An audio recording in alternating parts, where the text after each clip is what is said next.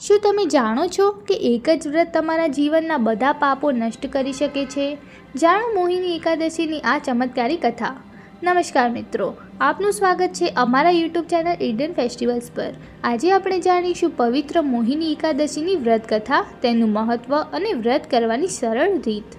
આવો વાત કરીએ મોહિની એકાદશીની વ્રત કથા વિશે. પ્રાચીન સમયમાં સરસ્વતી નદીના કિનારે ભદ્રાવતી નામનું સુંદર શહેર હતું. આ શહેરમાં ધનપાલ નામનો એક ધર્માત્મા અને દયાળુ વૈશ્ય રહેતો હતો. તેને 5 પુત્રો હતા, પરંતુ સૌથી નાનો પુત્ર ધૃષ્ટબુદ્ધિ ખૂબ જ દુષ્ટ સ્વભાવનો હતો. ધૃષ્ટબુદ્ધિ જંગી ખર્ચ, જુગાર, દારૂ અને ખરાબ સંગતમાં ફસાઈ ગયો. તે પોતાના પિતાના ધનનો વ્યર્થ નાશ કરતો અને કોઈ પણ સારા કામમાં રસ લેતો ન હતો. આખરે તેના ખરાબ વર્તનથી કંટાળીને પિતા ધનપાલે તેને ઘરેથી બહાર કાઢી દીધો. ઘર છોડ્યા પછી ધૃષ્ટબુદ્ધિ જંગલમાં ભટકતો રહ્યો. ભૂખ્યા, તરસ્યા, દુઃખી અને નિરાશ થઈને તે એક આશ્રમમાં પહોંચ્યો, જ્યાં મહાન ઋષિ કૌંડિન્ય ઋષિ નિવાસ કરતા હતા. ધૃષ્ટબુદ્ધિએ ઋષિ પાસે જઈને પોતાના પાપો માટે ક્ષમા માંગી અને જીવન સુધારવાનો માર્ગ પૂછ્યો. ઋષિ કૌંડિન્યએ તેને કહ્યું, હે પુત્ર, તું વૈશાખ માસની શુક્લ પક્ષની એકાદશી એટલે કે મોહિની એકાદશીનું વ્રત કર. આ વ્રત તારા બધા પાપોને નષ્ટ કરી દેશે અને મોક્ષ પ્રાપ્ત થશે.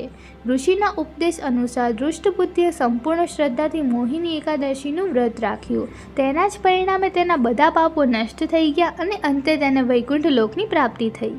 તો આવો હવે વાત કરીએ વ્રતના મહત્ત્વ વિશે. મોહિની એકાદશીનું વ્રત અત્યંત પવિત્ર માનવામાં આવે છે.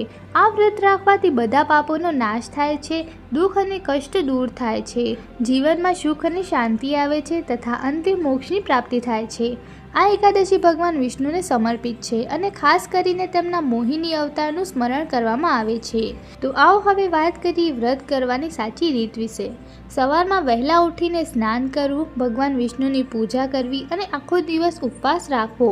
ઉપવાસ ફળાહાર અથવા તો નિર્જળ રાખી શકાય. રાત્રે જાગરણ કરીને ભજન કીર્તન કરવું અને બીજા દિવસે દ્રાદશીને પારણ કરવું. તો મિત્રો, આ હતી મોહિની એકાદશીની વ્રત કથા અને તેનું મહત્ત્વ. જો તમને આ માહિતી ઉપયોગી લાગી હોય તો અમારા વિડીયોને લાઇક કરો અને આવા જ વ્રત અને તહેવારના વિડીયો જોવા માટે ચેનલને જરૂરથી સબસ્ક્રાઈબ કરો. જય શ્રી કૃષ્ણ.